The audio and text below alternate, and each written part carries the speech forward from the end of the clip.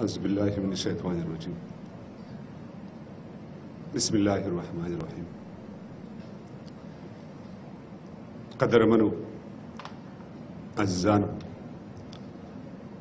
المقدمې راتېرېږم فقط دومره وایم چې سلامونه او نیکې هیلې او پیرزوینه مو ومنئ تاسو ویلې اتله زما بریتونه او ستا باڼه ښکلي دي اتل صاحب زما بریتونه او ستا باڼه ښکلي دي همدغسې یو څه که څه هم زه هیکونې لیکم خو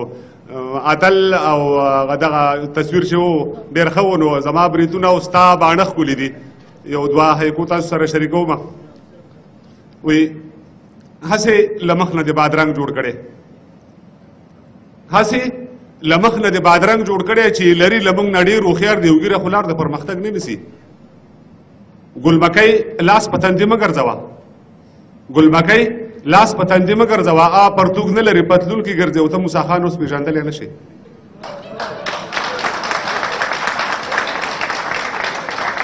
ګلبکۍ لاس په تندي مه ګرځوه پرتوګ نه لري پتلون کې ګرځي او ته موسی خان اوس پېژندلی نه شي او د ملکانو په بلۍ هس کې جنۍ غږ د پندزې له کوم لوري ښایي یوسفزو بیا مغول ته لار نیولې و منم چې شکل قاتل غوندې دی د پرزولو چل زه در ښایم او مار یو کلمه ده خو چې سر ته یې غوڅ کړي او څلور پیړۍ مخکې خبره کوم پیر له غزني نه ترکستان لیدلو د انټرنېټ هلته له کومه و بیا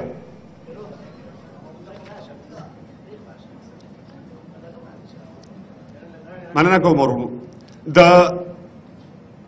نارنج ګل چې په حمل کې غزونې وکړې خوشبویي واله چاپېریال کې غزونې وکړې بیګانۍ پرخې ته پروت اله په ډډه شو اوس تک تور باورا په نارنج ګل کې غزونې وکړې مست پسرلی چې د سپین غر لمن کې وغځېدو لیوني خیال مې په غزل کې غزونې وکړې مست پسرلی چې د سپین غر لمن کې وغځېدو لیوني خیال مې په غزل کې غزونې وکړې او د چا یتیمې هیلې اوس په زړه راوورېدې د چا یتیمې هیلې اوس په زړه راوورېدې څو ببرسرو په ځنګل کې غزونې وکړې د چا یتیم مالې خوړلی چې نازمیږي لکه لیوی په هر پل کې غزونې وکړې او خدای خبر سار مانې و په زړه د هغه ظلمي خدای خبر سار مانې و په زړه د هغه ظلمي او لت پت په وینو په اجل کې غزونې وکړې او خلکو مریخ مطالعه کړی دی په بیرته راغلل زموږ ظلمو اله بخمل کې غزونې وکړې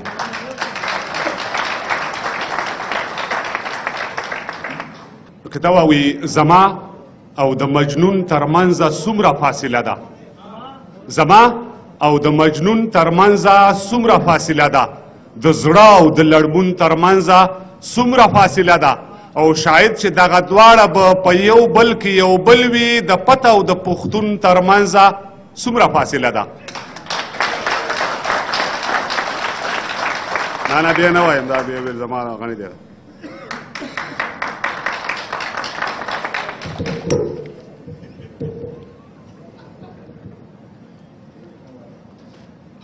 سپین نظم در سره شریکوم او د مسافرو ورونو سره البته هغه زړونه چې یا په هغه سینو کې چې کاڼي دي غواړم چې زړونه ترې جوړ کړو او نرم یې کړو او تاسو زموږ ته د راپېښو ستونزو یا د راپېښو مشکلاتو چې کوم دي چې هغې سره موږ کې شریک شئ یوه دا یو د یتیم تصویر دی او هغه خپله کیسه کوي یوه کیسه درته کوم خاندئ به نه راپورې ستاسې به خوښه شي که نه خو د زړه بوج سپکوم په حقیقت که اډانه نه وه او نه وي شوي بیا په آخر کې راته ووایې کاذب ترابه او داسې کیسه وه چې زموږ یو د لرګي صندوق او د صندوق مخه د لاس په ټوکه یې جوړه وه یوه حصه کې یو زنځیر او یو غټ کلب پروت و هغه صندوق کې به مې مور زموږ جامې کېښودې ظهیره هغه صندوق به مې مور زموږ جامې کېښودې او بیا ناڅاپي مې یوه ورځ هغه صندوق ولیدو خو چې کتل مې نو د خان کاکا د مال ځای کې وه اوس درته ووایم هوبهو زموږ صندوق و په یوه منډه مې تر کوره ځان راورسو او مور ته مې ویلې ادې زموږ صندوق څه نه دی هغه صندوق خو د خان کاکا څاروي ګیا خوري راته مسکی شوه راته ویې ویل لیونیه زویه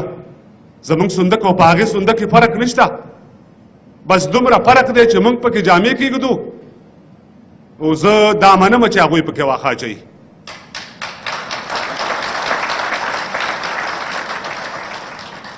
ورته مې ویلې ادې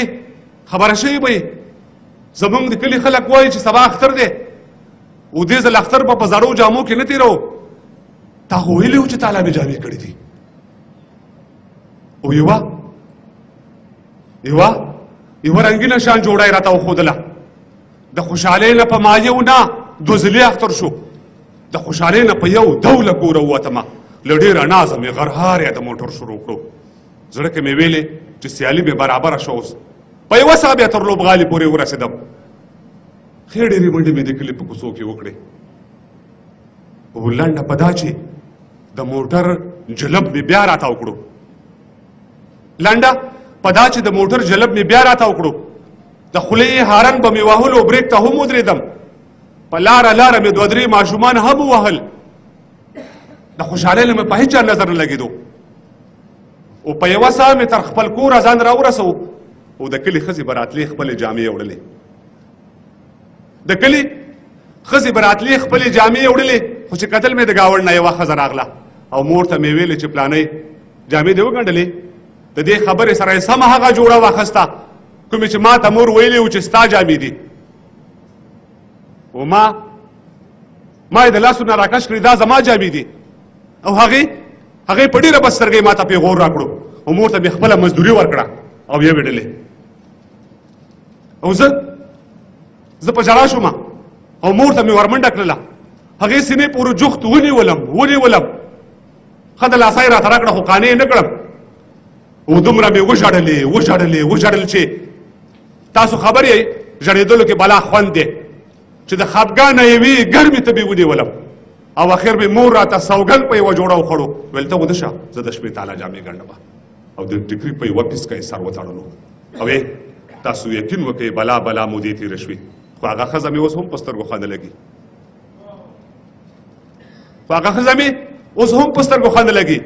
او بیا د سهار د ملازانه سره ډزې وشوې خو دغه ډزې د اختر پسې لا تېزې شولې خو چې راویښ شم مور مې ناسته وه جامې ګنډلې د ویښېدلو سره سم مې بیا اصرار شروع کړو هغې ویل راته چې صبر وکړه زه صبرېدم چېرته په خپله خبره ټینګ ولاړو او شاید چې نور حوصله ور پاتې شوې نه وه او راته معلومه شو چې خدای ګدا جامې پردی دي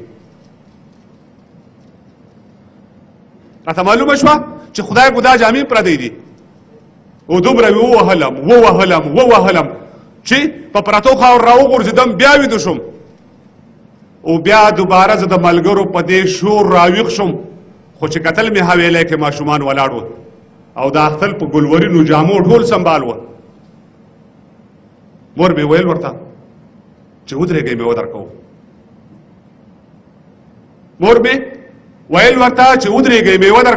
چې تر کوټې پورې راتله نو ما ځان بیا ویده کړو ولې چې زما او په هغې جامو کې ډېر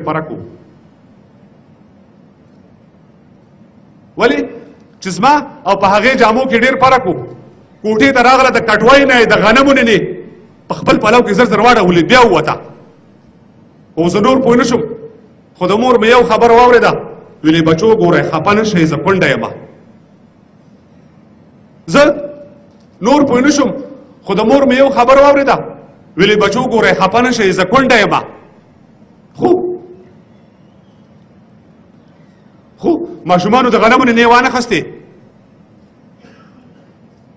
خو ماشومانو د غنمو نه وانه خستې او مور مې په ډک پلو په ستو قدمونو راغله هغه نینې په یو جت جام کې ور واړولې